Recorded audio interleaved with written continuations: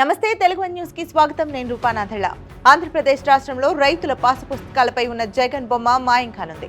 అధికారంలో ఉన్న 5 ఏళ్ల కాలంలో తన ఫోటోల పిచ్చితో ఇష్టారీతిగా ఎక్కడ పడితే అక్కడ తన ఫోటోలను ముద్రించుకున్న జగన్ ఏకంగా సర్వేరాళ్లపైన, రైతుల ఆస్తికి సంబంధించిన అధికార పత్రమైన పట్టాదారు పాసు పుస్తకాలపైన కూడా తన బొమ్మలు వేయించుకున్నారు.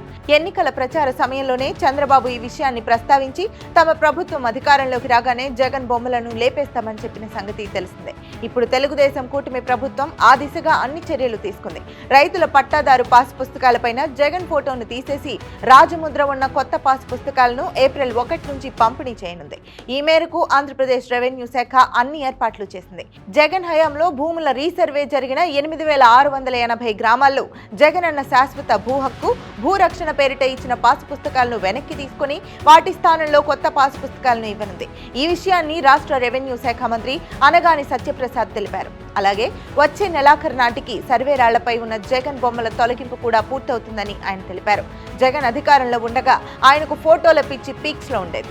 ఆయన ఫోటోల పిచ్చిపై నెటిజన్లు పెద్ద ఎత్తున ట్రోల్ చేసిన సంగతి కూడా తెలిసిందే.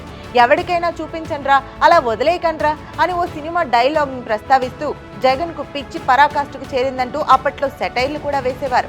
ప్రభుత్వ ఆసుపత్రులు, ఆఫీసుల్లోనే కాదు భూమి రికార్డుల్లోనూ జగన్ బొమ్మ ఉండి తీరాల్సిందే అన్నట్లుగా ఆయన హయాంలో పరిస్థితి ఉండేది. చిత్రం ఏంటంటే ఎల్పిఎం రికార్డుల్లోనూ జగన్ మొహమే కనిపించేది.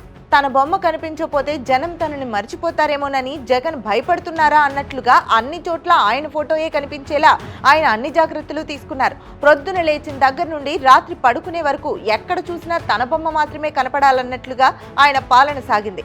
రాష్ట్ర ప్రభుత్వ సమిష్టి బాధ్యతను శాంతం తన ఖాతాలో వేసి తనను శాశ్వత ఆరాధ్యుడిగా చేసుకునేందుకు జగన్ తహతహలాడారు.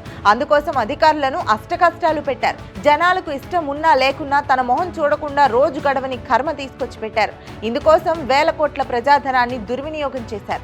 ఇప్పుడు కూటమి ప్రభుత్వం ఎట్టకేలకు పాసు పుస్తకాలపైన, సర్వే రాళ్లపైన జగన్ ఫోటోలను తీసి అవతల పారేసి రైతులకు ఊరట కలిగిస్తోంది.